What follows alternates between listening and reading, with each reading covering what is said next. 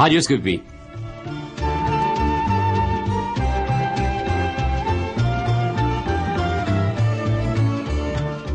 Radioscopie. Claude François. Jacques Chancel.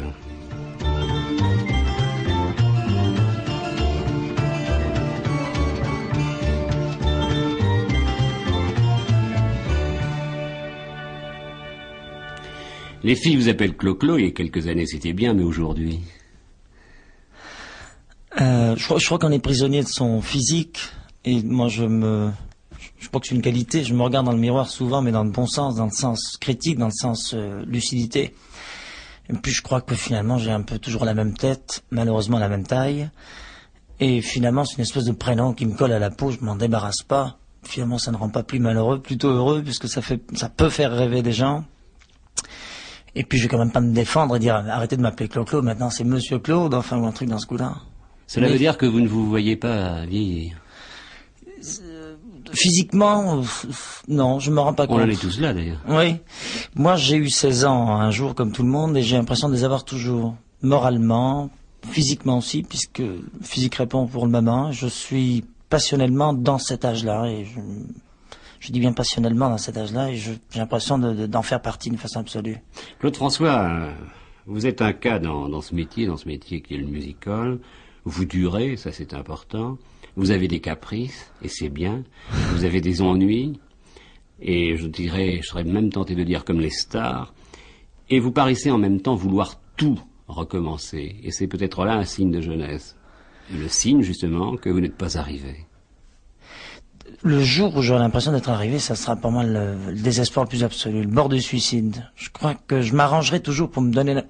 À partir d'une pointe de pessimisme contrôlé, je me donnerai toujours l'impression que j'ai beaucoup de choses à faire encore, même si ça n'est pas vraiment le cas. J'essaierai de me leurrer moi-même, de me tromper.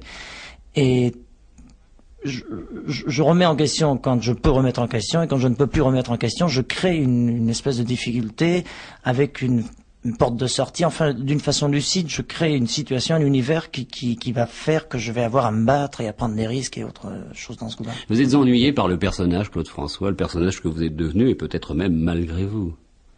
On n'est jamais responsable d'un succès comme celui-là. Écoutez, je crois que ça serait malhonnête de ma part de dire que je sois ennuyé par le personnage. Il a quand même des avantages, puis il y a des inconvénients comme partout. Les inconvénients, vous imaginez, le fait de ne pas pouvoir sortir, de ne pas pouvoir être moi-même.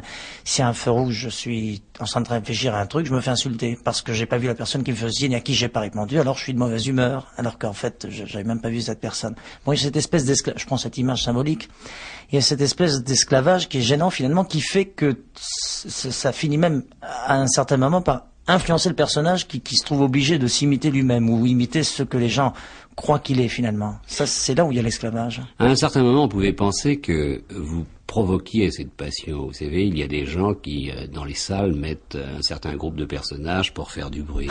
Et je me suis aperçu que pour vous, cela durait. Je veux vous en donner un exemple très simple. Tout à l'heure, on m'a téléphoné à différentes reprises, des services de sécurité, en me disant « Est-ce que vous avez prévu de protéger Claude François ?» Donc il y a quand même un phénomène là.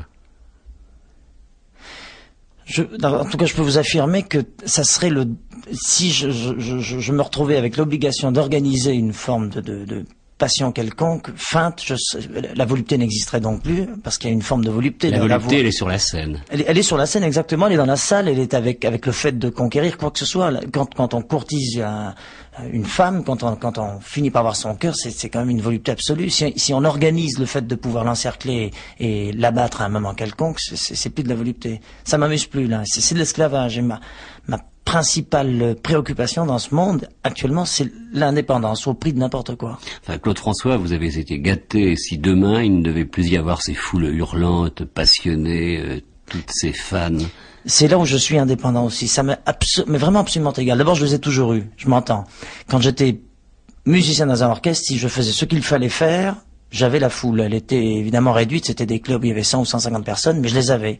Quand je voulais. C'est ça ma volupté. Le nombre, c'est presque des détails. Que ce soit 150 ou 10 ou 15 000 personnes, c'est presque la même chose. Et tout ça parce que vous connaissez très bien votre métier.